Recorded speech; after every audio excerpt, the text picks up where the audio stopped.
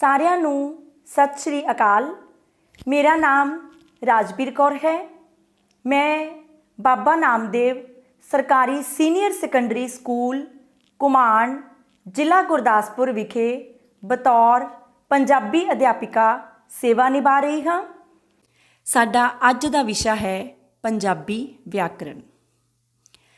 ਕਿਸੇ ਵੀ ਭਾਸ਼ਾ ਨੂੰ ਠੀਕ ਰੂਪ ਵਿੱਚ ਬੋਲਣ, ਲਿਖਣ ਅਤੇ ਸਮਝਣ ਲਈ ਉਸ ਭਾਸ਼ਾ ਦੀ ਵਿਆਕਰਣ ਦਾ ਗਿਆਨ ਹੋਣਾ ਬਹੁਤ ਜ਼ਰੂਰੀ ਹੈ। ਸਾਡੀ ਬੋਲਚਾਲ ਦੀ ਭਾਸ਼ਾ ਚਾਹੇ ਕਿ ਅਰਥਾਂ ਨੂੰ ਪੂਰੀ ਤਰ੍ਹਾਂ ਸਪਸ਼ਟ ਕਰ ਦਿੰਦੀ ਹੈ, ਪਰ ਵਿਆਕਰਨਿਕ ਪੱਖੋਂ ਅਸ਼ੁੱਧ ਹੁੰਦੀ ਹੈ। ਹਰ ਭਾਸ਼ਾ ਦੇ ਆਪਣੇ ਨਿਯਮ ਹੁੰਦੇ ਹਨ। ਭਾਸ਼ਾ ਦੀ ਠੀਕ ਵਰਤੋਂ ਦੇ ਨਿਯਮਾਂ ਬਾਰੇ ਅਸੀਂ ਉਸ ਦੇ ਵਿਆਕਰਣ ਤੋਂ ਹੀ ਸਿੱਖਦੇ ਹਾਂ। ਸੋ ਵਿਆਕਰਣ ਕੀ ਹੈ?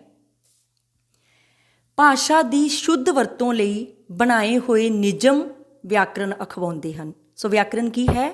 ਵਿਆਕਰਣ ਉਹ ਵਿਦਿਆ ਹੈ ਜਿਸ ਵਿੱਚ ਭਾਸ਼ਾ ਦੇ ਨਿਯਮਾਂ ਨੂੰ ਜਾਣਿਆ ਅਤੇ ਸਮਝਿਆ ਜਾਂਦਾ ਹੈ। ਵਿਆਕਰਣ ਦੇ ਨਿਯਮਾਂ ਵਿੱਚ ਲਚਕ ਨਹੀਂ ਹੁੰਦੀ, ਪਰ ਜੀਵਿਤ ਭਾਸ਼ਾ ਗਤੀਸ਼ੀਲ ਹੁੰਦੀ ਹੈ, ਸਮੇਂ ਦੀ ਚਾਲ ਨਾਲ ਬਦਲਦੀ ਰਹਿੰਦੀ ਹੈ ਅਤੇ ਸਮੇਂ ਦੇ ਨਾਲ ਭਾਸ਼ਾ ਦੇ ਨਿਯਮ ਵੀ ਬਦਲਦੇ ਰਹਿੰਦੇ ਹਨ। ਇਸ ਲਈ ਸਮੇਂ-ਸਮੇਂ 'ਤੇ ਵਿਆਕਰਣ ਦੇ ਨਿਯਮਾਂ ਵਿੱਚ ਵੀ ਤਬਦੀਲੀਆਂ ਕਰਨੀਆਂ ਪੈਂਦੀਆਂ ਹਨ। ਕਈ ਵਾਰ ਇਹ ਕਿਹਾ ਜਾਂਦਾ ਹੈ ਕਿ ਵਿਆਕਰਣ ਦਾ ਸੰਬੰਧ ਕੇਵਲ ਲਿਖਤੀ ਭਾਸ਼ਾ ਨਾਲ ਹੁੰਦਾ ਹੈ, ਕਿਉਂਕਿ ਆਪਾਂ ਨੂੰ ਪਤਾ ਹੈ ਕਿ ਪੰਜਾਬੀ ਭਾਸ਼ਾ ਦੋ ਤਰ੍ਹਾਂ ਦੀ ਹੁੰਦੀ ਆ, ਬੋਲਚਾਲ ਦੀ ਭਾਸ਼ਾ ਅਤੇ ਲਿਖਤੀ ਭਾਸ਼ਾ। ਕਈ ਵਾਰ ਇਹ ਕਿਹਾ ਜਾਂਦਾ ਆ ਕਿ ਵਿਆਕਰਣ ਦਾ ਸੰਬੰਧ ਕੇਵਲ ਲਿਖਤੀ ਭਾਸ਼ਾ ਨਾਲ ਹੁੰਦਾ ਆ, ਬੋਲਚਾਲ ਦੀ ਭਾਸ਼ਾ ਨਾਲ ਨਹੀਂ, ਜਦਕਿ ਵਿਆਕਰਣ ਦਾ ਸੰਬੰਧ ਭਾਸ਼ਾ ਦੇ ਦੋਹਾਂ ਰੂਪਾਂ ਨਾਲ ਹੁੰਦਾ ਹੈ। ਇਸ ਦਾ ਲਿਖਤੀ ਭਾਸ਼ਾ ਦੇ ਵਿਆਕਰਣ ਨਾਲੋਂ ਅੰਤਰ ਕੇਵਲ ਇੰਨਾ ਹੁੰਦਾ ਹੈ ਕਿ ਬੋਲਚਾਲ ਦੀ ਭਾਸ਼ਾ ਦੇ ਜਿਹੜੇ ਨਿਯਮ ਆ ਉਹ ਇੰਨੇ ਪੱਕੇ ਨਹੀਂ ਹੁੰਦੇ। ਬੋਲਣ ਵਾਲਾ ਜਿਹੜਾ ਵਿਅਕਤੀ ਹੈ ਉਹ ਆਮ ਤੌਰ 'ਤੇ ਆਪਣੇ ਸਰੋਤੇ ਦੇ ਸਨਮੁਖ ਹੁੰਦਾ ਆ, ਸਾਹਮਣੇ ਹੁੰਦਾ ਆ, ਜਿਸ ਕਰਕੇ ਉਹ ਵਿਆਕਰਨਿਕ ਨਿਯਮਾਂ ਲਈ ਖੁੱਲ੍ਹ ਨੂੰ ਦੁਹਰਾ ਕੇ ਚਿਹਰੇ ਦੇ ਪ੍ਰਭਾਵਾਂ ਦੁਆਰਾ ਜਾਂ ਇਸ਼ਾਰਿਆਂ ਦੀ ਸਹਾਇਤਾ ਦੇ ਨਾਲ ਆਪਣੀ ਗੱਲ ਜਿਹੜੀ ਆ ਉਹ ਪੂਰੀ ਕਰ ਲੈਂਦਾ ਆ ਅਤੇ ਉਹਦੀ ਗੱਲ ਦਾ ਪ੍ਰਭਾਵ ਬਣ ਜਾਂਦਾ ਆ। ਵਿਆਕਰਣ ਜਿਹੜੀ ਆ ਇਹ ਇੱਕ ਅਜਿਹੀ ਪ੍ਰਕਿਰਿਆ ਆ ਜਿਹੜੀ ਸਾਨੂੰ ਦੱਸਦੀ ਆ ਕਿ ਧੁਨੀ ਤੋਂ ਭਾਵੰਸ਼, ਭਾਵੰਸ਼ ਤੋਂ ਸ਼ਬਦ, ਸ਼ਬਦ ਤੋਂ ਵਾਕੰਸ਼, ਵਾਕੰਸ਼ ਤੋਂ ਉਪਵਾਕ ਅਤੇ ਉਪਵਾਕ ਤੋਂ ਵਾਕ ਕਿਵੇਂ ਬਣਦਾ ਆ। ਸਕੂਲ ਪੱਧਰ 'ਤੇ ਜਿਹੜੀ ਵਿਆਕਰਣ ਦਾ ਗਿਆਨ ਆ ਇਹ ਬਹੁਤ ਖਾਸ ਮਹੱਤਤਾ ਰੱਖਦਾ ਆ। ਇਸ ਗਿਆਨ ਤੋਂ ਬਿਨਾਂ ਬੱਚੇ ਦੇ ਅੰਦਰ ਤਰਕਮਈ ਸੂਝ ਦਾ ਵਿਕਾਸ ਨਹੀਂ ਹੋ ਸਕਦਾ, ਕਿਉਂਕਿ ਵਿਆਕਰਣ ਭਾਸ਼ਾ ਦੀ ਸੰਰਚਨਾ ਦੇ ਵਿੱਚ ਕਾਰਜਸ਼ੀਲ ਤੱਤਾਂ ਦੀ ਪੇਸ਼ਕਾਰੀ ਕਰਦਾ ਹੈ। ਇਸ ਤਰ੍ਹਾਂ ਵਿਆਕਰਣ ਬਹੁਤ ਹੀ ਰੋਚਕ ਵਿਸ਼ਾ ਹੈ। ਕਿਉਂਕਿ ਇਹ ਭਾਸ਼ਾ ਨਾਲ ਜੁੜਿਆ ਹੋਇਆ ਹੈ ਅਤੇ ਭਾਸ਼ਾ ਸਾਡੇ ਜੀਵਨ ਨਾਲ ਜੁੜੀ ਹੋਈ ਹੈ। ਸੋ ਵਿਆਕਰਣ ਤੋਂ ਹੀ ਸਾਨੂੰ ਪਤਾ ਲੱਗਦਾ ਹੈ ਕਿ ਅਸੀਂ ਧੁਨੀ ਤੋਂ ਆਵਾਜ਼ ਜਿਹੜੀ ਪੈਦਾ ਹੋਈ ਆ ਉਸ ਤੋਂ ਵਾਕ ਤੱਕ ਕਿਵੇਂ ਜਾਣਾ ਹੈ। ਵਿਆਕਰਣ ਦੇ ਮੁੱਖ ਰੂਪ ਦੇ ਵਿੱਚ 4 ਭਾਗ ਮੰਨੇ ਜਾਂਦੇ ਹਨ। ਪਹਿਲਾ ਹੈ ਧੁਨੀ ਬੋਧ ਜਾਂ ਅੱਖਰ ਬੋਧ ਜਾਂ ਵਰਨ ਬੋਧ। ਦੂਸਰਾ ਹੈ ਸ਼ਬਦ ਬੋਧ, ਤੀਸਰਾ ਹੈ ਵਾਕ ਬੋਧ ਅਤੇ ਚੌਥਾ ਹੈ ਅਰਥ ਬੋਧ। ਧੁਨੀਆਂ ਨੂੰ ਲਿਖਤੀ ਰੂਪ ਦੇ ਵਿੱਚ ਪ੍ਰਗਟ ਕਰਨ ਲਈ ਵਰਤੇ ਜਾਣ ਵਾਲੇ ਚਿੰਨ੍ਹਾਂ ਨੂੰ ਵਰਨ ਜਾਂ ਅੱਖਰ ਕਿਹਾ ਜਾਂਦਾ ਹੈ। ਜਿਵੇਂ ਤੁਸੀਂ ਦੇਖ ਰਹੇ ਹੋ, ਊੜੇ ਤੋਂ ਲੈ ਕੇ ਲੱਲੇ ਪੈਰ ਬਿੰਦੀ ਤੱਕ ਸਾਡੇ ਕੋਲ 41 ਵਰਨ ਹਨ। ਊੜਾ, ਐੜਾ, ਈੜੀ, ਸੱਸਾ, ਹਾਹਾ, ਜਿਸ ਨੂੰ ਅਸੀਂ ਮੁੱਖ ਵਰਗ ਵੀ ਕਹਿੰਦੇ ਹਾਂ। ਕੱਕੇ ਤੋਂ ਸ਼ੁਰੂ ਹੋਣ ਵਾਲਾ ਕਵਰਗ, ਚੱਚਾ ਵਰਨ ਤੋਂ ਸ਼ੁਰੂ ਹੋਣ ਵਾਲਾ ਵਰਗ ਨੂੰ ਅਸੀਂ ਚਵਰਗ ਕਹਿੰਦੇ ਹਾਂ। ਟੈਂਕੇ ਵਰਨ ਤੋਂ ਸ਼ੁਰੂ ਹੋਣ ਵਾਲਾ ਟਵਰਗ, ਤੱਤੇ ਵਰਨ ਤੋਂ ਸ਼ੁਰੂ ਹੋਣ ਵਾਲੀ ਲਾਈਨ ਨੂੰ ਅਸੀਂ ਤਵਰਗ ਕਹਿੰਦੇ ਹਾਂ। ਪੱਪੇ ਤੋਂ ਸ਼ੁਰੂ ਹੋਣ ਵਾਲਾ ਪਵਰਗ ਅਤੇ ਅੰਤਿਮ ਵਰਗ ਆਪਾਂ ਕਹਿੰਦੇ ਹਾਂ ਯਈਆ, ਰਾਰਾ, ਲੱਲਾ, ਵੱਵਾ ਅਤੇ ਰਾੜਾ ਵਰਨ ਨੂੰ ਅਸੀਂ ਅੰਤਿਮ ਵਰਗ ਦੇ ਵਿੱਚ ਗਿਣਦੇ ਹਾਂ। ਇਸ ਤਰ੍ਹਾਂ ਊੜੇ ਤੋਂ ਲੈ ਕੇ ਰਾੜੇ ਤੱਕ ਸਾਡੀ ਵਰਨਮਾਲਾ ਦੇ ਕੁੱਲ 35 ਵਰਨ ਸਨ ਅਤੇ ਇਸ ਨੂੰ 35 ਜਾਂ 35 ਅੱਖਰੀ ਵੀ ਆਖਿਆ ਜਾਂਦਾ ਸੀ। ਫਿਰ ਅਰਬੀ ਫਾਰਸੀ ਧੁਨੀਆਂ ਨੂੰ ਲਿਖਤੀ ਰੂਪ ਵਿੱਚ ਅੰਕਿਤ ਕਰਨ ਲਈ ਸਾਡੇ ਕੋਲ ਜਿਹੜੇ ਪਹਿਲਾਂ ਤੋਂ ਹੀ 6 ਅੱਖਰ ਮੌਜੂਦ ਸਨ। ਕਿਹੜੇ ਸੀਗੇ ਉਹ? ਸੱਸਾ, ਖੱਖਾ, ਗੱਗਾ, ਜੱਜਾ, ਫੱਫਾ ਅਤੇ ਲੱਲਾ। ਇਹਨਾਂ ਪੰਜਾਬੀ ਵਰਨਮਾਲਾ ਦੇ ਵਿੱਚ ਇਹਨਾਂ ਅੱਖਰਾਂ ਦੇ ਪੈਰਾਂ ਦੇ ਵਿੱਚ ਬਿੰਦੀ ਲਾ ਕੇ 6 ਨਵੇਂ ਵਰਨ ਸੱਸੇ ਪੈਰ ਬਿੰਦੀ, ਖੱਖੇ ਪੈਰ ਬਿੰਦੀ, ਗੱਗੇ ਪੈਰ ਬਿੰਦੀ, ਜੱਜੇ ਪੈਰ ਬਿੰਦੀ, ਫੱਫੇ ਪੈਰ ਬਿੰਦੀ ਅਤੇ ਲੱਲੇ ਪੈਰ ਬਿੰਦੀ ਬਣਾਈ ਗਈ। ਇਸ ਤਰ੍ਹਾਂ ਇਹ ਗਿਣਤੀ 35 ਤੋਂ ਵੱਧ ਕੇ 41 ਹੋ ਗਈ। ਹੁਣ ਵਰਤਮਾਨ ਸਾਡੀ ਪੰਜਾਬੀ ਵਰਨਮਾਲਾ ਦੇ 41 ਵਰਨ ਜਾਂ ਅੱਖਰ ਹਨ। ਸਾਰੇ ਵਰਨ ਜਾਂ ਅੱਖਰ ਇੱਕ ਮਾਲਾ ਵਿੱਚ ਪਰੋਏ ਹੋਏ ਹੋਣ ਕਰਕੇ ਇਸ ਨੂੰ ਵਰਨਮਾਲਾ ਭਾਵ ਵਰਨਾਂ ਦੀ ਮਾਲਾ ਕਿਹਾ ਜਾਂਦਾ ਹੈ। ਵਰਨ ਦੋ ਤਰ੍ਹਾਂ ਦੇ ਹੁੰਦੇ ਹਨ, ਸਵਰ ਤੇ ਵਿਅੰਜਨ। ਹੁਣ ਆਪਾਂ ਗੱਲ ਕਰਾਂਗੇ ਸਵਰ ਕੀ ਹੈ। ਜਿਹੜੇ ਵਰਨ ਕਿਸੇ ਹੋਰ ਵਰਨ ਦੀ ਸਹਾਇਤਾ ਤੋਂ ਬਗੈਰ ਬੋਲੇ ਜਾਂਦੇ ਹਨ ਉਹਨਾਂ ਵਰਨਾਂ ਨੂੰ ਸਵਰ ਕਿਹਾ ਜਾਂਦਾ ਹੈ। ਜਾਂ ਇੰਜ ਵੀ ਕਹਿ ਲਈਏ ਕਿ ਜਿਨ੍ਹਾਂ ਵਰਨਾਂ ਦੇ ਉਚਾਰਨ ਸਮੇਂ ਹਵਾ ਉਚਾਰਨ ਅੰਗ ਤੋਂ ਬਿਨਾਂ ਕਿਸੇ ਰੁਕਾਵਟ ਤੋਂ ਬਾਹਰ ਨਿਕਲਦੀ ਹੈ। ਜਾਂ ਆਪਾਂ ਇਹ ਵੀ ਕਹਿ ਸਕਦੇ ਹਾਂ ਕਿ ਜਿਨ੍ਹਾਂ ਦੇ ਉਚਾਰਨ ਵੇਲੇ ਸਾਡੇ ਫੇਫੜਿਆਂ ਵਿੱਚੋਂ ਨਿਕਲਦੀ ਸਾਹ ਦੀ ਹਵਾ ਬੇਰੋਕ ਗਤੀ ਨਾਲ ਬਾਹਰ ਨਿਕਲਦੀ ਹੈ, ਉਹਨਾਂ ਨੂੰ ਸਵਰ ਕਹਿੰਦੇ ਹਨ। ਇਹਨਾਂ ਨੂੰ ਬੋਲਣ ਲਈ ਬਹੁਤ ਘੱਟ ਸਮਾਂ ਲੱਗਦਾ ਹੈ। ਪੰਜਾਬੀ ਭਾਸ਼ਾ ਵਿੱਚ 3 ਸਵਰ ਹਨ, ਊੜਾ, ਐੜਾ ਅਤੇ ਈੜੀ। ਊੜਾ, ਐੜਾ ਅਤੇ ਈੜੀ 3 ਸਵਰ ਅੱਖਰ ਹਨ, ਸਵਰ ਵਾਹਕ ਹਨ, ਜੋ ਪੰਜਾਬੀ ਭਾਸ਼ਾ ਦੀਆਂ 10 ਸਵਰ ਧੁਨੀਆਂ, ਤੁਸੀਂ ਦੇਖ ਰਹੇ ਹੋ ਕਿਹੜੀਆਂ ਕਿਹੜੀਆਂ ਸਾਡੀਆਂ 10 ਸਵਰ ਧੁਨੀਆਂ ਨੇ। ਅ, ਆ, ਈ, ਈ, ਊ, ਊ, ਏ, ਐ, ਓ, ਔ। ਇਹਨਾਂ 10 ਸਵਰ ਧੁਨੀਆਂ ਨੂੰ ਅੰਕਿਤ ਕਰਨ ਵਾਲੇ 3 ਸਵਰ ਵਾਹਕ ਨੇ ਸਾਡੇ ਕੋਲ, ਊੜਾ, ਐੜਾ ਅਤੇ ਈੜੀ। ਬੇਸ਼ੱਕ ਸਵਰ ਧੁਨੀਆਂ ਮੂੰਹ ਵਿੱਚੋਂ ਬਿਨਾਂ ਕਿਸੇ ਰੁਕਾਵਟ ਦੇ ਉਚਾਰੀਆਂ ਜਾਂਦੀਆਂ ਹਨ, ਫਿਰ ਵੀ ਇਹਨਾਂ ਦੇ ਉਚਾਰਨ ਵਿੱਚ ਜੀਭ ਦੀ ਖਾਸ ਭੂਮਿਕਾ ਹੈ, ਕਿਉਂਕਿ ਉਸ ਸਮੇਂ ਜੀਭ ਕਈ ਸਥਿਤੀਆਂ ਗ੍ਰਹਿਣ ਕਰਦੀ ਹੈ। ਜਿਵੇਂ ਕਦੇ ਜੀਭ ਉੱਚੀ ਅਵਸਥਾ ਵਿੱਚ ਹੁੰਦੀ ਹੈ, ਕਦੇ ਅੱਧ ਉੱਚੀ, ਕਦੇ ਅੱਧ ਨੀਵੀਂ ਅਤੇ ਕਦੇ ਨੀਵੀਂ ਹੁੰਦੀ ਹੈ। ਕਦੇ ਜੀਭ ਦਾ ਅਗਲਾ ਹਿੱਸਾ ਅਤੇ ਕਦੇ ਪਿਛਲਾ ਹਿੱਸਾ ਹਰਕਤ ਵਿੱਚ ਹੁੰਦਾ ਹੈ। ਇਸੇ ਪ੍ਰਕਾਰ ਬੁੱਲਾਂ ਦੀ ਵੀ ਖਾਸ ਭੂਮਿਕਾ ਹੈ। ਕਦੇ ਇਹ ਗੁਲਾਈਦਾਰ ਅਤੇ ਕਦੇ ਗੁਲਾਈ ਰਹਿਤ ਅਵਸਥਾ ਵਿੱਚ ਹੁੰਦੇ ਹਨ। ਜਿਹੜਾ ਸਾਹ ਅੰਦਰੋਂ ਆ ਰਿਹਾ ਹੁੰਦਾ ਹੈ ਕਿਸੇ ਧੁਨੀ ਦੇ ਉਚਾਰਨ ਵੇਲੇ ਘੱਟ ਲੱਗਦਾ ਹੈ ਅਤੇ ਕਿਸੇ ਧੁਨੀ ਦੇ ਉਚਾਰਨ ਵੇਲੇ ਸਾਹ ਵੱਧ ਲੱਗਦਾ ਹੈ। ਇਸ ਆਧਾਰ ਉੱਤੇ ਅਸੀਂ ਸਵਰ ਧੁਨੀਆਂ ਨੂੰ 2 ਭਾਗਾਂ ਦੇ ਵਿੱਚ ਵੰਡ ਸਕਦੇ ਹਾਂ। ਤੁਸੀਂ ਦੇਖ ਰਹੇ ਹੋ, ਪਹਿਲਾ ਹੈ ਲਘੂ ਸਵਰ ਧੁਨੀਆਂ, ਜਿਨ੍ਹਾਂ ਨੂੰ ਅਸੀਂ ਹਰਸਵ ਸਵਰ ਧੁਨੀਆਂ ਵੀ ਕਹਿੰਦੇ ਹਾਂ, ਅਤੇ ਦੂਸਰਾ ਹੈ ਦੀਰਘ ਸਵਰ ਧੁਨੀਆਂ। ਹਰਸਵ ਜਾਂ ਲਘੂ ਸਵਰ ਧੁਨੀਆਂ ਘੱਟ ਸਾਹ ਲੱਗਣ ਵਾਲੀਆਂ ਧੁਨੀਆਂ ਹੁੰਦੀਆਂ ਹਨ। ਪੰਜਾਬੀ ਵਿੱਚ ਊ, ਅ, ਈ, ਇਹ 3 ਜਿਹੜੀਆਂ ਨੇ ਇਹ ਸਾਡੀਆਂ ਹਰਸਵ ਜਾਂ ਲਘੂ ਸਵਰ ਧੁਨੀਆਂ ਹਨ। ਦੀਰਘ ਸਵਰ ਧੁਨੀਆਂ ਉਹ ਸਵਰ ਧੁਨੀਆਂ ਹੁੰਦੀਆਂ ਹਨ ਜੋ ਵੱਧ ਸਾਹ ਲੱਗਣ ਵਾਲੀਆਂ ਧੁਨੀਆਂ ਹੁੰਦੀਆਂ ਨੇ, ਜਿਨ੍ਹਾਂ ਨੂੰ ਬੋਲਣ ਦੇ ਲਈ ਵੱਧ ਸਾਹ ਲੱਗਦਾ ਆ। ਪੰਜਾਬੀ ਦੇ ਵਿੱਚ 7 ਸਵਰ ਧੁਨੀਆਂ ਤੁਸੀਂ ਦੇਖ ਰਹੇ ਹੋ, ਆ, ਈ, ਊ, ਏ, ਐ, ਓ, ਔ। ਇਹ ਜਿਹੜੀਆਂ 7 ਸਵਰ ਧੁਨੀਆਂ ਨੇ ਇਹਨਾਂ ਨੂੰ ਅਸੀਂ ਦੀਰਘ ਸਵਰ ਧੁਨੀਆਂ ਕਹਿੰਦੇ ਹਾਂ। ਆਮ ਤੌਰ 'ਤੇ ਦੀਰਘ ਸਵਰ ਧੁਨੀ ਦੇ ਉਚਾਰਨ ਵਿੱਚ ਲਘੂ ਸਵਰ ਧੁਨੀ ਨਾਲੋਂ ਦੁੱਗਣਾ ਸਮਾਂ ਲੱਗਦਾ ਹੈ।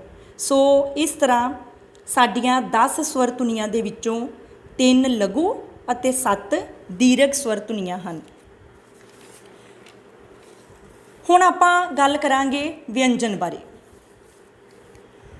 ਵਿਅੰਜਨ ਉਹ ਧੁਨੀ ਹੁੰਦੀ ਹੈ ਜਿਸ ਨੂੰ ਉਚਾਰਨ ਵੇਲੇ ਉਚਾਰਨ ਅੰਗ ਸਾਹ ਦੀ ਹਵਾ ਨੂੰ ਕਿਸੇ ਨਾ ਕਿਸੇ ਸਥਾਨ ਉੱਤੇ ਥੋੜ੍ਹੀ ਜਾਂ ਜ਼ਿਆਦਾ ਮਾਤਰਾ ਵਿੱਚ ਰੁਕਾਵਟ ਪਾਉਂਦੇ ਹਨ।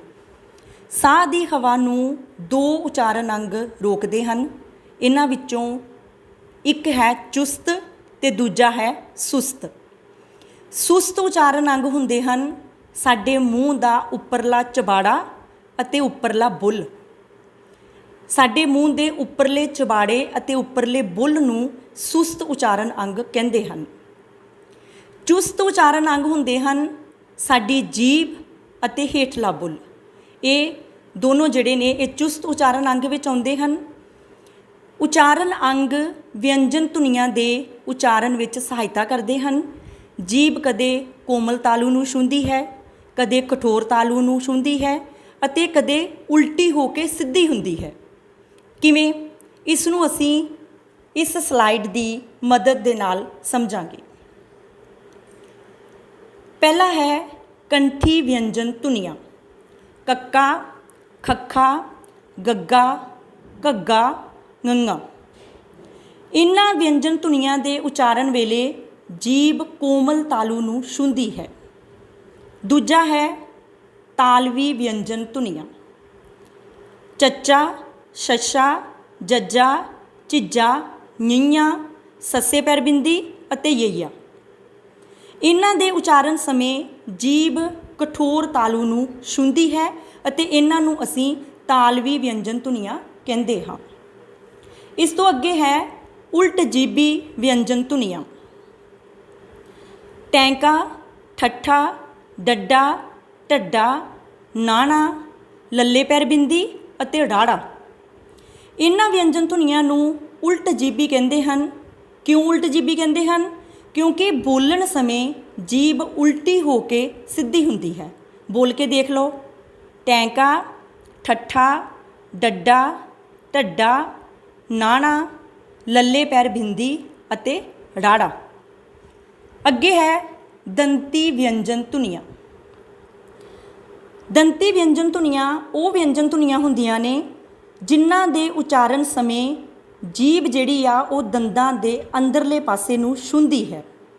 ਇਹਦੇ ਵਿੱਚ ਸਾਡੇ ਕੋਲ ਆਉਂਦੀਆਂ ਨੇ ਤੱਤਾ, ਥੱਥਾ, ਦੱਦਾ, ਧੱਦਾ, ਨੰਨਾ, ਲੱਲਾ, ਰਾਰਾ ਅਤੇ ਸੱਸਾ। ਤੁਸੀਂ ਦੇਖਦੇ ਹੋ ਜਦੋਂ ਵੀ ਆਪਾਂ ਇਹਨਾਂ ਵਿਅੰਜਨ ਧੁਨੀਆਂ ਦਾ ਉਚਾਰਨ ਕਰਦੇ ਹਾਂ ਤੇ ਸਾਡੀ ਜਿਹੜੀ ਜੀਭ ਆ ਉਹ ਦੰਦਾਂ ਦੇ ਅੰਦਰਲੇ ਪਾਸੇ ਨੂੰ ਛੂੰਹਦੀ ਹੈ। ਅੱਗੇ ਹੈ ਹੋਂਠੀ ਵਿਅੰਜਨ ਧੁਨੀਆਂ। ਇਹਦੇ ਵਿੱਚ ਆਉਂਦੀਆਂ ਨੇ ਪੱਪਾ, ਫੱਫਾ, ਬੱਬਾ, ਭੱਬਾ, ਮੰਮਾ ਅਤੇ ਵੱਵਾ। ਇਹਨਾਂ ਵਿਅੰਜਨ ਧੁਨੀਆਂ ਦੇ ਉਚਾਰਨ ਸਮੇਂ ਜਿਹੜੇ ਸਾਡੇ ਹੋਂਠ ਆ, ਜਿਹਨੂੰ ਆਪਾਂ ਬੁੱਲ ਵੀ ਕਹਿੰਦੇ ਆ, ਉਹਨਾਂ ਦੀ ਆਪਣੀ ਖਾਸ ਭੂਮਿਕਾ ਹੁੰਦੀ ਹੈ। ਕਦੇ ਬੁੱਲ ਖੁੱਲ੍ਹਦੇ ਹਨ ਅਤੇ ਕਦੇ ਬੁੱਲ ਜੁੜਦੇ ਹਨ। ਉਚਾਰਨ ਕਰਕੇ ਦੇਖ ਸਕਦੇ ਹੋ ਤੁਸੀਂ, ਜਦੋਂ ਆਪਾਂ ਇਹਨਾਂ ਵਿਅੰਜਨ ਧੁਨੀਆਂ ਨੂੰ ਬੋਲਦੇ ਹਾਂ ਤੇ ਸਾਡੇ ਬੁੱਲ ਜਿਹੜੇ ਆ ਉਹ ਕਦੀ ਖੁੱਲ੍ਹਦੇ ਆ ਤੇ ਕਦੀ ਜੁੜਦੇ ਆ। ਜਿਵੇਂ ਪੱਪਾ, ਫੱਫਾ, ਬੱਬਾ, ਭੱਬਾ, ਮੰਮਾ, ਵੱਵਾ। ਅਤੇ ਹਾਹਾ ਜਿਹੜਾ ਆ ਉਹ ਸਾਡੀ ਸੁਰ ਜੰਤਰੀ ਵਿਅੰਜਨ ਧੁਨੀ ਹੈ। ਇੱਕ ਗੱਲ ਤੁਸੀਂ ਨੋਟ ਕੀਤੀ ਹੋਵੇਗੀ ਕਿ ਮੈਂ ਕੁਝ ਵਰਨ ਕੱਟੇ ਹੋਏ ਹਨ, ਕਿਉਂਕਿ ਇਹ ਵਰਨ ਲਿਖਤ ਵਿੱਚ ਤਾਂ ਹਨ ਪਰ ਬੋਲਚਾਲ ਦੀ ਭਾਸ਼ਾ ਵਿੱਚ ਨਾ ਵਰਤੇ ਜਾਣ ਕਾਰਨ ਇਹਨਾਂ ਨੂੰ ਵਿਅੰਜਨ ਧੁਨੀਆਂ ਵਿੱਚ ਸ਼ਾਮਿਲ ਨਹੀਂ ਕੀਤਾ ਜਾਂਦਾ। ਇਸ ਕਰਕੇ ਇਹਨਾਂ ਵਿਅੰਜਨਾਂ ਧੁਨੀਆਂ ਨੂੰ ਕੱਟਿਆ ਹੋਇਆ ਹੈ। ਇਹਨਾਂ ਸਾਰੀਆਂ ਵਿਅੰਜਨ ਧੁਨੀਆਂ ਦੇ ਵਿੱਚੋਂ ਸਾਡੇ ਕੋਲ ਕੁਝ ਨਾਸਕੀ ਜਾਂ ਅਨੁਨਾਸਕੀ ਵਿਅੰਜਨ ਧੁਨੀਆਂ ਵੀ ਹੁੰਦੀਆਂ ਆ। ਉਹ ਕਿਹੜੀਆਂ ਨੇ? ঞ, ఞ, ਨਾਣਾ, ਨੰਨਾ ਅਤੇ ਮੰਮਾ। ਤੁਸੀਂ ਦੇਖ ਰਹੇ ਹੋ ਇਹ ਸਾਡੀਆਂ 5 ਨਾਸਕੀ ਜਾਂ ਅਨੁਨਾਸਕੀ ਵਿਅੰਜਨ ਧੁਨੀਆਂ ਨੇ। ਜਦੋਂ ਅਸੀਂ ਇਹਨਾਂ ਧੁਨੀਆਂ ਦਾ ਉਚਾਰਨ ਕਰਦੇ ਹਾਂ ਤਾਂ ਆਵਾਜ਼ ਸਾਡੇ ਨੱਕ ਵਿੱਚੋਂ ਨਿਕਲਦੀ ਆ। ਇਹਨਾਂ ਧੁਨੀਆਂ ਦੇ ਉਚਾਰਨ ਸਮੇਂ ਆਵਾਜ਼ ਦਾ ਕੁਝ ਭਾਗ ਨੱਕ ਵਿੱਚੋਂ ਨਿਕਲਦਾ ਹੈ। ਤੁਸੀਂ ਬੋਲ ਕੇ ਦੇਖ ਸਕਦੇ ਹੋ। ਞ, ఞ, ਨਾਣਾ, ਨੰਨਾ ਅਤੇ ਮੰਮਾ। ਇਹਨਾਂ ਵਿਅੰਜਨ ਧੁਨੀਆਂ ਦੀ ਵਰਤੋਂ ਕਿਵੇਂ ਹੁੰਦੀ ਆ? ਜਿਵੇਂ ਆਪਾਂ ਸ਼ਬਦ ਲਿਖਦੇ ਹਾਂ ਕੰਗਣ, ਞ ਦੀ ਵਰਤੋਂ ਜੰਝ, ಞ ਦੀ ਵਰਤੋਂ ਇੰਜਣ, ਨਾਣੇ ਦੀ ਵਰਤੋਂ ਬੀਨ, ਨੰਨੇ ਦੀ ਵਰਤੋਂ, ਜਾਂ ਆਪਾਂ ਸ਼ਬਦ ਲਿਖਦੇ ਹਾਂ ਮੰਜਾ ਅਤੇ ਉਸ ਵਿੱਚ ਮੰਮੇ ਦੀ ਵਰਤੋਂ, ਅਤੇ ਹੋਰ ਵੀ ਬਹੁਤ ਸਾਰੇ ਸ਼ਬਦ। ਇਸ ਤੋਂ ਇਲਾਵਾ ਸਾਡੇ ਕੋਲ ਯਈਆ ਅਤੇ ਵੱਵਾ 2 ਅਜਿਹੀਆਂ ਵਿਅੰਜਨ ਧੁਨੀਆਂ ਹਨ ਜੋ ਸਵਰ ਧੁਨੀਆਂ ਵਿੱਚ ਤਬਦੀਲ ਹੋਣ ਦੀ ਸਮਰੱਥਾ ਰੱਖਦੀਆਂ ਹਨ। ਤੁਸੀਂ ਦੇਖ ਰਹੇ ਹੋ ਗਿਆਨੀ ਸ਼ਬਦ ਦੇ ਵਿੱਚ ਯਈਆ ਵਿਅੰਜਨ ਧੁਨੀ ਆ ਸਵਰ ਧੁਨੀ ਵਿੱਚ ਤਬਦੀਲ ਹੋ ਗਈ। ਇੱਕ ਹੋਰ ਉਦਾਹਰਨ ਤੁਸੀਂ ਦੇਖ ਰਹੇ ਹੋ, ਸੁਆਮੀ ਸ਼ਬਦ ਹੈ। ਇਸ ਸ਼ਬਦ ਦੇ ਵਿੱਚ ਵੱਵਾ ਵਿਅੰਜਨ ਧੁਨੀ ਅਸਵਰ ਧੁਨੀ ਵਿੱਚ ਤਬਦੀਲ ਹੋ ਗਈ। ਆਪਾਂ ਗੱਲ ਕਰਾਂਗੇ ਲਗਾ ਮਾਤਰਾਵਾਂ ਬਾਰੇ। ਪੰਜਾਬੀ ਧੁਨੀਆਂ ਤੋਂ ਬਣਦੇ ਸ਼ਬਦਾਂ ਨੂੰ ਅੰਕਿਤ ਕਰਨ ਲਈ ਗੁਰਮੁਖੀ ਅੱਖਰਾਂ ਨਾਲ ਕੁਝ ਲਗਾਂ ਲੱਗਦੀਆਂ ਹਨ। ਲਗਾਂ ਸਵਰ ਧੁਨੀਆਂ ਨੂੰ ਅੰਕਿਤ ਕਰਨ ਵਾਲੇ ਲਿਪੀ ਚਿੰਨ੍ਹ ਹਨ। ਇਸ ਤਰ੍ਹਾਂ ਅਸੀਂ ਕਹਿ ਸਕਦੇ ਹਾਂ ਕਿ ਪੰਜਾਬੀ ਭਾਸ਼ਾ ਵਿਚਲੇ ਸ਼ਬਦਾਂ ਦੀ ਸ਼ੁੱਧ ਲਿਖਤ ਅਤੇ ਉਚਾਰਨ ਲਈ ਵਰਨਾਂ ਨਾਲ ਜਿਹੜੇ ਚਿੰਨ੍ਹਾਂ ਦੀ ਵਰਤੋਂ ਕੀਤੀ ਜਾਂਦੀ ਹੈ ਉਹਨਾਂ ਚਿੰਨ੍ਹਾਂ ਨੂੰ ਲਗਾਂ ਕਿਹਾ ਜਾਂਦਾ ਹੈ। ਲਗਾਂ ਦਾ ਅੱਖਰਾਂ ਤੋਂ ਬਿਨਾਂ ਪ੍ਰਯੋਗ ਨਹੀਂ ਹੁੰਦਾ। ਇਹ ਕਿਸੇ ਨਾ ਕਿਸੇ ਅੱਖਰ ਨਾਲ ਹੀ ਆਉਂਦੀਆਂ ਹਨ। ਜਿਵੇਂ ਅਸੀਂ ਔਰਤ ਸ਼ਬਦ ਲਿਖਣਾ ਹੈ ਤਾਂ ਅਸੀਂ ਲਿਖਦੇ ਹਾਂ ਐੜਾ, ਕਨੌੜਾ, ਰਾਰਾ, ਤੱਤਾ, ਔਰਤ। ਐੜਾ, ਰਾਰਾ, ਤੱਤਾ ਵਰਨ ਹਨ, ਅੱਖਰ ਹਨ ਅਤੇ ਕਨੌੜਾ ਭਾਵ ਔ ਦੀ ਮਾਤਰਾ ਲੱਗੀ ਹੈ। ਐੜਾ, ਕਨੌੜਾ, ਰਾਰਾ, ਤੱਤਾ ਜਿਹਨੂੰ ਆਪਾਂ ਬੋਲਾਂਗੇ ਅ, ਔ, ਰ, ਤ ਤੇ ਔਰਤ ਸ਼ਬਦ ਬਣ ਗਿਆ। ਗੁਰਮੁਖੀ ਲਿਪੀ ਦੇ ਵਿੱਚ 10 ਲਗਾਂ ਮਾਤਰਾਵਾਂ ਹੁੰਦੀਆਂ ਹਨ। ਤੁਸੀਂ ਦੇਖ ਰਹੇ ਹੋ ਮੁਕਤਾ ਅ, ਕੰਨਾ ਆ, ਸਿਹਾਰੀ ਈ, ਬਿਹਾਰੀ ਈ, ਔਂਕੜ ਊ, ਦੁਲੈਂਕੜ ਊ, ਲਾਂ ਏ, ਦੁਲਾਵਾਂ ਐ, ਹੋੜਾ ਓ, ਕਨੌੜਾ ਔ। ਵਿਆਕਰਨ ਦੇ ਪਹਿਲੇ ਭਾਗ ਅੱਖਰ ਬੋਧ ਜਾਂ ਵਰਨ ਬੋਧ ਵਿੱਚ ਲਗਾਖਰਾਂ ਦੇ ਨਿਯਮਾਂ ਬਾਰੇ ਵੀ ਜਾਣਕਾਰੀ ਦਿੱਤੀ ਜਾਂਦੀ ਹੈ। ਹੁਣ ਆਪਾਂ ਗੱਲ ਕਰਾਂਗੇ ਕਿ ਲਗਾਖਰ ਕੀ ਹਨ। ਲਗਾਖਰ ਇੱਕ ਤਰ੍ਹਾਂ ਦੇ ਲਿਪੀ ਚਿੰਨ੍ਹ ਹਨ ਜਿਨ੍ਹਾਂ ਦੀ ਵਰਤੋਂ ਲੱਗ ਲੱਗੇ ਅੱਖਰਾਂ ਨਾਲ ਕੀਤੀ ਜਾਂਦੀ ਹੈ। ਪੰਜਾਬੀ ਭਾਸ਼ਾ ਨੂੰ ਲਿਖਦੇ ਸਮੇਂ ਸ਼ਬਦਾਂ ਵਿੱਚ ਵਰਨਾਂ ਜਾਂ ਲਗਾਂ ਨਾਲ ਜਿਹੜੇ ਹੋਰ ਸਹਾਇਕ ਚਿੰਨ੍ਹਾਂ ਦੀ ਵਰਤੋਂ ਕੀਤੀ ਜਾਂਦੀ ਹੈ ਉਹਨਾਂ ਨੂੰ ਲਗਾਖਰ ਕਹਿੰਦੇ ਹਨ। ਇੱਕ ਤਾਂ ਵਰਨਾਂ ਦੇ ਨਾਲ ਲਗਾ ਮਾਤਰਾਵਾਂ ਲੱਗਦੀਆਂ ਹਨ ਜੋ ਗਿਣਤੀ ਵਿੱਚ 10 ਹਨ। ਦੂਜਾ ਸਹਾਇਕ ਚਿੰਨ੍ਹ ਵਰਤੇ ਜਾਂਦੇ ਹਨ ਅਤੇ ਇਹਨਾਂ ਸਹਾਇਕ ਚਿੰਨ੍ਹਾਂ ਨੂੰ ਹੀ ਲਗਾਖਰ ਕਹਿੰਦੇ ਹਨ। ਪੰਜਾਬੀ ਭਾਸ਼ਾ ਦੇ ਵਿਆਕਰਨ ਦੇ ਵਿੱਚ 3 ਲਗਾਖਰ ਬਿੰਦੀ, ਟਿੱਪੀ ਅਤੇ ਅੱਧਕ ਵਰਤੇ ਜਾਂਦੇ ਹਨ। ਆਪਾਂ ਦੇਖਦੇ ਹਾਂ ਕਿ ਬਿੰਦੀ ਦੀ ਵਰਤੋਂ ਜਿਵੇਂ ਆਪਾਂ ਸ਼ਬਦ ਲਿਖਦੇ ਹਾਂ ਗਾਂ, ਗੱਗੇ ਕੰਨਾਂ ਉੱਤੇ ਬਿੰਦੀ, ਕਾਂ, ਕੱਕੇ ਕੰਨਾਂ ਉੱਤੇ ਬਿੰਦੀ। ਜਾਂ ਆਪਾਂ ਟਿੱਪੀ ਦੀ ਵਰਤੋਂ ਕਰਦੇ ਹਾਂ ਜਿਵੇਂ ਆਪਾਂ ਲਿਖਦੇ ਹਾਂ ਸ਼ਬਦ ਕੰਨ, ਕੱਕੇ ਟਿੱਪੀ ਨੰਨਾ। ਜਾਂ ਆਪਾਂ ਲਿਖਦੇ ਹਾਂ ਅੰਬ, ਐੜੇ ਟਿੱਪੀ ਬੱਬਾ। ਅੱਧਕ ਦੀ ਵਰਤੋਂ ਵਾਲੇ ਬਹੁਤ ਸਾਰੇ ਸ਼ਬਦ ਜਿਵੇਂ ਆਪਾਂ ਲਿਖਦੇ ਹਾਂ ਸੱਪ, ਸੱਸੇ ਉੱਤੇ ਅੱਧਕ ਪੱਪਾ, ਸੱਤ, ਸੱਸੇ ਉੱਤੇ ਅੱਧਕ ਤੱਤਾ। ਔਰ ਇਹ ਜਿਹੜੇ ਲਗਾਖਰ ਆ ਜਿਨ੍ਹਾਂ ਨੂੰ ਆਪਾਂ ਸਹਾਇਕ ਚਿੰਨ੍ਹ ਕਹਿੰਦੇ ਹਾਂ ਬਿੰਦੀ, ਟਿੱਪੀ, ਅੱਧਕ, ਇਹ ਸ਼ਬਦਾਂ ਦੇ ਉਚਾਰਨ ਵਿੱਚ ਖਾਸ ਯੋਗਦਾਨ ਪਾਉਂਦੇ ਹਨ। ਲਗਾਖਰਾਂ ਦੀ ਵਰਤੋਂ ਦੇ ਵੀ ਕੁਝ ਨਿਯਮ ਹਨ ਜਿਨ੍ਹਾਂ ਨਿਯਮਾਂ ਨੂੰ ਧਿਆਨ ਵਿੱਚ ਰੱਖ ਕੇ ਅਸੀਂ ਲਗਾਖਰਾਂ ਦੀ ਵਰਤੋਂ ਸਹਾਇਕ ਚਿੰਨ੍ਹਾਂ ਦੇ ਤੌਰ 'ਤੇ ਕਰ ਸਕਦੇ ਹਾਂ। ਸਭ ਤੋਂ ਪਹਿਲਾਂ ਆਪਾਂ ਗੱਲ ਕਰਾਂਗੇ ਆਪਣੇ ਲਗਾਖਰ ਜੋ ਸਾਡਾ ਸਹਾਇਕ ਚਿੰਨ੍ਹ ਹੈ ਬਿੰਦੀ। ਬਿੰਦੀ ਦੀ ਵਰਤੋਂ ਦੇ ਕੀ ਨਿਯਮ ਹਨ? ਬਿੰਦੀ ਜਿਹੜੀ ਆ ਇਹ ਨਾਸਕੀ ਸਵਰ ਧੁਨੀ ਨੂੰ ਪ੍ਰਗਟ ਕਰਨ ਵਾਲਾ ਚਿੰਨ੍ਹ ਹੈ। ਬਿੰਦੀ ਦੀ ਵਰਤੋਂ ਗੁਰਮੁਖੀ ਲਿਪੀ ਦੀਆਂ ਜਿਹੜੀਆਂ 6 ਲਗਾਂ ਆ ਉਹਨਾਂ ਦੇ ਵਿੱਚ ਕੀਤੀ ਜਾਂਦੀ ਹੈ। ਸਾਨੂੰ ਪਤਾ ਹੈ ਕਿ ਲਗਾ ਮਾਤਰਾਵਾਂ ਦੀ ਗਿਣਤੀ 10 ਹੈ। 10 ਵਿੱਚੋਂ 6 ਲਗਾਂ ਦੇ ਨਾਲ ਬਿੰਦੀ ਦੀ ਵਰਤੋਂ ਹੁੰਦੀ ਹੈ। ਕਿਹੜੀ ਕਿਹੜੀ ਲਗ ਦੇ ਨਾਲ ਬਿੰਦੀ ਦੀ ਵਰਤੋਂ ਹੁੰਦੀ ਹੈ? ਸਭ ਤੋਂ ਪਹਿਲਾਂ ਤੇ ਹੈ ਕੰਨੇ ਨਾਲ ਬਿੰਦੀ ਦੀ ਵਰਤੋਂ।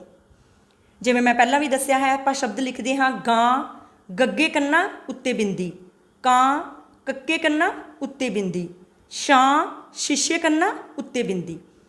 ਇਸ ਤਰ੍ਹਾਂ ਕੰਨੇ ਦੇ ਨਾਲ ਬਿੰਦੀ ਦੀ ਵਰਤੋਂ ਹੁੰਦੀ ਹੈ। ਇਸ ਤੋਂ ਇਲਾਵਾ ਬਿਹਾਰੀ ਦੇ ਨਾਲ ਬਿੰਦੀ ਦੀ ਵਰਤੋਂ ਕੀਤੀ ਜਾਂਦੀ ਹੈ। ਜਿਵੇਂ ਆਪਾਂ ਸ਼ਬਦ ਲਿਖਦੇ ਹਾਂ ਪੀਂਗ, ਪੱਪੇ ਨੂੰ ਬਿਹਾਰੀ ਉੱਤੇ ਬਿੰਦੀ ਘੱਗਾ, ਪੀਂਗ।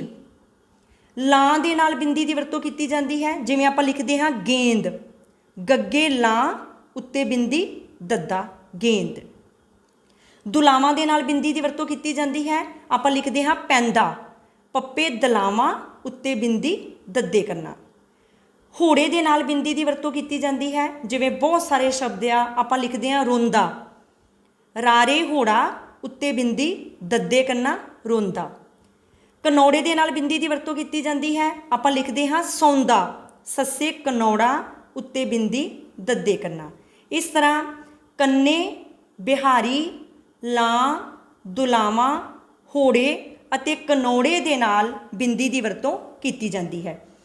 ਇਸ ਤੋਂ ਇਲਾਵਾ ਬਿੰਦੀ ਦੀ ਵਰਤੋਂ ਊੜੇ ਨਾਲ ਔਂਕੜ ਅਤੇ ਦੁਲੈਂਕੜ ਦੇ ਰੂਪ ਵਿੱਚ ਵੀ ਹੁੰਦੀ ਹੈ।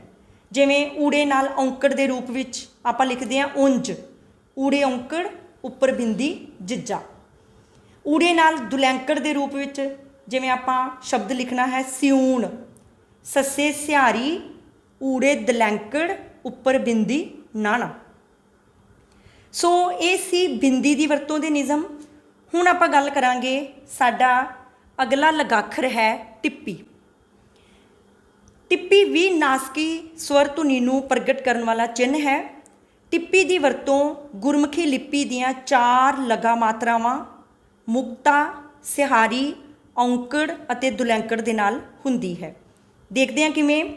ਮੁਕਤਾ ਦੇ ਨਾਲ ਟਿੱਪੀ ਦੀ ਵਰਤੋਂ ਜਿਵੇਂ ਆਪਾਂ ਲਿਖਦੇ ਹਾਂ ਪਤੰਗ, ਪੱਪਾ ਤੱਤੇ ਟਿੱਪੀ ਗੱਗਾ ਪਤੰਗ।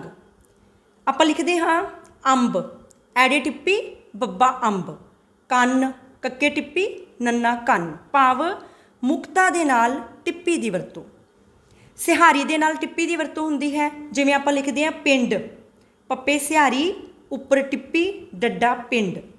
ਔਂਕੜ ਦੇ ਨਾਲ ਟਿੱਪੀ ਦੀ ਵਰਤੋਂ ਜਿਵੇਂ ਆਪਾਂ ਸ਼ਬਦ ਲਿਖਦੇ ਹਾਂ ਮੁੰਡਾ, ਮੰਮੇ ਔਂਕੜ ਉੱਪਰ ਟਿੱਪੀ ਡੱਡੇ ਕੰਨਾ ਮੁੰਡਾ। ਦੁਲੈਂਕੜ ਦੇ ਨਾਲ ਟਿੱਪੀ ਦੀ ਵਰਤੋਂ ਹੁੰਦੀ ਹੈ। ਜਿਵੇਂ ਆਪਾਂ ਸ਼ਬਦ ਲਿਖਦੇ ਹਾਂ ਮੂੰਹ, ਮੰਮੇ ਦਲੈਂਕੜ ਉੱਪਰ ਟਿੱਪੀ ਹਾਹਾ ਮੂੰਹ। ਇਸ ਕਰਕੇ ਬਿੰਦੀ ਅਤੇ ਟਿੱਪੀ ਦੋਵੇਂ ਚਿੰਨ੍ਹ ਲਗਾ ਨਾਲ ਆਉਣ ਕਰਕੇ ਇਹਨਾਂ ਨੂੰ ਲਗਾਖਰ ਕਹਿੰਦੇ ਹਨ, ਕਿਉਂਕਿ ਕਿਸੇ ਅੱਖਰ ਨਾਲ 2 ਲਗਾਂ ਇਕੱਠੀਆਂ ਨਹੀਂ ਆਉਂਦੀਆਂ। ਕਿਸੇ ਵੀ ਵਰਨ ਦੇ ਨਾਲ ਇੱਕ ਲਗ ਆਉਂਦੀ ਹੈ ਅਤੇ ਦੂਸਰਾ ਉਸ ਨਾਲ ਬਿੰਦੀ ਜਾਂ ਟਿੱਪੀ ਦਾ ਚਿੰਨ੍ਹ ਆਉਂਦਾ ਹੈ। ਸਾਡਾ ਤੀਸਰਾ ਲਗਾਖਰ ਹੈ ਅੱਧਕ। ਅੱਧਕ ਦਬਾਅ ਜਾਂ ਬਲ ਦਾ ਚਿੰਨ੍ਹ ਹੈ। ਪੰਜਾਬੀ ਭਾਸ਼ਾ ਵਿੱਚ ਕਿਸੇ ਵਰਨ ਦੀ ਦੋਹਰੀ ਆਵਾਜ਼ ਨੂੰ ਪ੍ਰਗਟ ਕਰਨ ਲਈ ਜਾਂ ਖਾਸ ਬਲ ਦੇਣਾ ਹੋਵੇ ਤਾਂ ਉਸ ਤੋਂ ਪਹਿਲੇ ਵਰਨ ਉੱਪਰ ਅੱਧਕ ਦੀ ਵਰਤੋਂ ਕੀਤੀ ਜਾਂਦੀ ਹੈ। ਇਸ ਦੀ ਵਰਤੋਂ ਕੇਵਲ 3 ਲਗਾਂ ਮੁਕਤਾ, ਸਿਹਾਰੀ ਅਤੇ ਔਂਕੜ ਦੇ ਨਾਲ ਕੀਤੀ ਜਾਂਦੀ ਹੈ। ਕਿਵੇਂ? ਮੁਕਤਾ ਨਾਲ ਅੱਧਕ ਦੀ ਵਰਤੋਂ ਜਿਵੇਂ ਆਪਾਂ ਲਿਖਦੇ ਹਾਂ 8, ਐੜੇ ਉੱਪਰ ਅੱਧਕ ਠੱਠਾ 8। ਸੱਪ, ਸੱਸੇ ਉੱਪਰ ਅੱਧਕ ਪੱਪਾ ਸੱਪ। ਅੱਖ, ਐੜੇ ਉੱਤੇ ਅੱਧਕ ਖੱਖਾ ਅੱਖ, ਤੇ ਹੋਰ ਵੀ ਬਹੁਤ ਸਾਰੇ ਸ਼ਬਦ। ਸਿਹਾਰੀ ਦੇ ਨਾਲ ਅੱਧਕ ਦੀ ਵਰਤੋਂ ਹੁੰਦੀ ਹੈ। ਜਿਵੇਂ ਆਪਾਂ ਲਿਖਣਾ ਹੋਵੇ ਚਿੱਠੀ, ਚਿੱਚੇ ਨੂੰ ਸਿਹਾਰੀ ਉੱਪਰ ਅੱਧਕ। ਇਸ ਤਰ੍ਹਾਂ ਸਿਹਾਰੀ ਦੇ ਨਾਲ ਅੱਧਕ ਦੀ ਵਰਤੋਂ ਹੁੰਦੀ ਹੈ। ਇੱਟ ਸ਼ਬਦ ਲਿਖਦੇ ਹਾਂ, ਈੜੀ ਨੂੰ ਸਿਹਾਰੀ ਉੱਪਰ ਅੱਧਕ ਟੈਂਕਾ ਇੱਟ। ਔਂਕੜ ਦੇ ਨਾਲ ਅੱਧਕ ਦੀ ਵਰਤੋਂ ਹੁੰਦੀ ਹੈ। ਜਿਵੇਂ ਆਪਾਂ ਲਿਖਦੇ ਹਾਂ ਫੁੱਲ, ਫੱਫੇ ਔਂਕੜ ਉੱਪਰ ਅੱਧਕ ਲੱਲਾ ਫੁੱਲ। ਅੱਧਕ ਦੀ ਵਰਤੋਂ ਕਰਨ ਜਾਂ ਨਾ ਕਰਨ ਨਾਲ ਸ਼ਬਦਾਂ ਦੇ ਅਰਥਾਂ ਵਿੱਚ ਫਰਕ ਪੈ ਜਾਂਦਾ ਹੈ। ਜਿਵੇਂ ਪਤਾ, ਪੱਤਾ। ਪੱਪਾ ਤੱਤੇ ਕੰਨਾ ਪਤਾ। ਪਤਾ ਦਾ ਅਰਥ ਹੈ ਕਿਸੇ ਦਾ ਪਤਾ, ਜਿਵੇਂ ਆਪਾਂ ਕਹਿੰਦੇ ਕੋਈ ਕਿੱਥੇ ਰਹਿੰਦਾ, ਉਸ ਦਾ ਐਡਰੈਸ ਕੀ ਹੈ, ਪਤਾ ਕੀ ਹੈ। ਪਰ ਪੱਤਾ, ਪੱਪੇ ਉੱਪਰ ਅੱਧਕ ਤੱਤੇ ਕੰਨਾ ਪੱਤਾ ਜਾਨੀ ਰੁੱਖ ਦਾ ਪੱਤਾ। ਜਿਵੇਂ ਆਪਾਂ ਲਿਖਦੇ ਹਾਂ ਸਦਾ, ਸੱਦਾ। ਸੱਸਾ ਦੱਦੇ ਕੰਨਾ ਸਦਾ, ਇਸ ਦਾ ਮਤਲਬ ਹੈ ਹਮੇਸ਼ਾ, ਸਦਾ ਹਮੇਸ਼ਾ। ਪਰ ਸੱਦਾ, ਸੱਸੇ ਉੱਪਰ ਅੱਧਕ ਦੱਦੇ ਕੰਨਾ ਸੱਦਾ, ਉਸ ਦਾ ਅਰਥ ਹੈ ਬੁਲਾਵਾ ਜਾਂ ਸੱਦਾ ਪੱਤਰ। ਇਸ ਕਰਕੇ ਅੱਧਕ ਦੀ ਵਰਤੋਂ ਕਰਨ ਜਾਂ ਨਾ ਕਰਨ ਦੇ ਨਾਲ ਸਾਡੇ ਜਿਹੜੇ ਸ਼ਬਦ ਆ ਉਹਨਾਂ ਦੇ ਅਰਥਾਂ ਦੇ ਵਿੱਚ ਫਰਕ ਪੈ ਜਾਂਦਾ ਆ। ਇਸ ਤੋਂ ਬਿਨਾਂ ਅੰਗਰੇਜ਼ੀ ਦੇ ਸ਼ਬਦਾਂ ਵਿੱਚ ਦਬਾਅ ਨੂੰ ਪ੍ਰਗਟਾਉਣ ਲਈ ਕਈ ਵਾਰ ਦੁਲਾਵਾਂ ਨਾਲ ਵੀ ਅੱਧਕ ਦੀ ਵਰਤੋਂ ਕੀਤੀ ਜਾਂਦੀ ਹੈ। ਜਿਵੇਂ ਪੈਨ ਸ਼ਬਦ ਆ, ਪੱਪੇ ਦਲਾਵਾਂ ਉੱਪਰ ਅੱਧਕ ਨੰਨਾ ਪੈਨ। ਜਾਂ ਆਪਾਂ ਲਿਖਦੇ ਹਾਂ ਪ੍ਰੈਸ, ਪੱਪੇ ਦੇ ਪੈਰ ਚਰਾਰਾ, ਦਲਾਵਾਂ ਅੱਧਕ ਸੱਸਾ ਪ੍ਰੈਸ। ਸੋ ਇਹ ਸੀ ਸਾਡੇ 3 ਲਗਾਖਰ ਬਿੰਦੀ, ਟਿੱਪੀ ਅਤੇ ਅੱਧਕ ਅਤੇ ਉਹਨਾਂ ਦੀ ਵਰਤੋਂ ਦੇ ਨਿਯਮ। ਵਿਆਕਰਣ ਦੇ ਪਹਿਲੇ ਭਾਗ ਅੱਖਰ ਬੋਧ ਜਾਂ ਵਰਨ ਬੋਧ ਦੇ ਵਿੱਚ ਦੁੱਤ ਅੱਖਰਾਂ ਦੇ ਨਿਯਮਾਂ ਬਾਰੇ ਵੀ ਜਾਣਕਾਰੀ ਦਿੱਤੀ ਜਾਂਦੀ ਹੈ। ਹੁਣ ਆਪਾਂ ਗੱਲ ਕਰਾਂਗੇ ਦੁੱਤ ਅੱਖਰ ਕੀ ਹਨ। ਪੰਜਾਬੀ ਭਾਸ਼ਾ ਵਿੱਚ ਕਈ ਸ਼ਬਦ ਅਜਿਹੇ ਹਨ ਜਿਨ੍ਹਾਂ ਦੇ ਉਚਾਰਨ ਸਮੇਂ ਦੋ ਵਰਨਾਂ ਦੀ ਸਾਂਝੀ ਆਵਾਜ਼ ਆਉਂਦੀ ਹੈ। ਇਸ ਆਵਾਜ਼ ਨੂੰ ਪ੍ਰਗਟ ਕਰਨ ਲਈ ਕੁਝ ਵਰਨ ਦੂਸਰੇ ਵਰਨਾਂ ਦੇ ਪੈਰਾਂ ਹੇਠ ਪਾਏ ਜਾਂਦੇ ਹਨ। ਇਹਨਾਂ ਵਰਨਾਂ ਨੂੰ ਹੀ ਦੁੱਤ ਅੱਖਰ ਆਖਦੇ ਹਨ। ਇਹਨਾਂ ਨੂੰ ਅਰਧ ਸਵਰ ਵੀ ਕਹਿੰਦੇ ਹਨ। ਤੇ ਪੰਜਾਬੀ ਭਾਸ਼ਾ ਦੇ ਵਿੱਚ 3 ਦੁੱਤ ਅੱਖਰ ਹਨ, ਹਾਹਾ, ਰਾਰਾ ਅਤੇ ਵਊਆ। ਹੁਣ ਆਪਾਂ ਦੇਖਦੇ ਹਾਂ ਕਿ ਇਹਨਾਂ ਦੁੱਤ ਅੱਖਰਾਂ ਦਾ ਚਿੰਨ੍ਹ ਕਿਹੜਾ ਹੈ ਅਤੇ ਇਹਨਾਂ ਦੀ ਵਰਤੋਂ ਕਿਵੇਂ ਹੁੰਦੀ ਹੈ। ਜਿਵੇਂ ਸਭ ਤੋਂ ਪਹਿਲਾ ਦੁੱਤ ਅੱਖਰ ਹੈ ਹਾਹਾ, ਉਸ ਦਾ ਕੀ ਚਿੰਨ੍ਹ ਹੈ? ਪੜ ਸ਼ਬਦ ਹੈ, ਪੱਪਾ ਰਾੜਾ ਤੇ ਰਾੜੇ ਦੇ ਪੈਰ ਵਿੱਚ ਹਾਹਾ, ਪੜ। ਹੜ ਸ਼ਬਦ ਹੈ, ਹਾਹਾ, ਰਾੜਾ ਤੇ ਰਾੜੇ ਦੇ ਪੈਰ ਵਿੱਚ ਹਾਹਾ। ਜੜ ਲਿਖਦੇ ਹਾਂ, ਜੱਜਾ, ਰਾੜਾ ਤੇ ਰਾੜੇ ਦੇ ਪੈਰ ਵਿੱਚ ਹਾਹਾ, ਜੜ।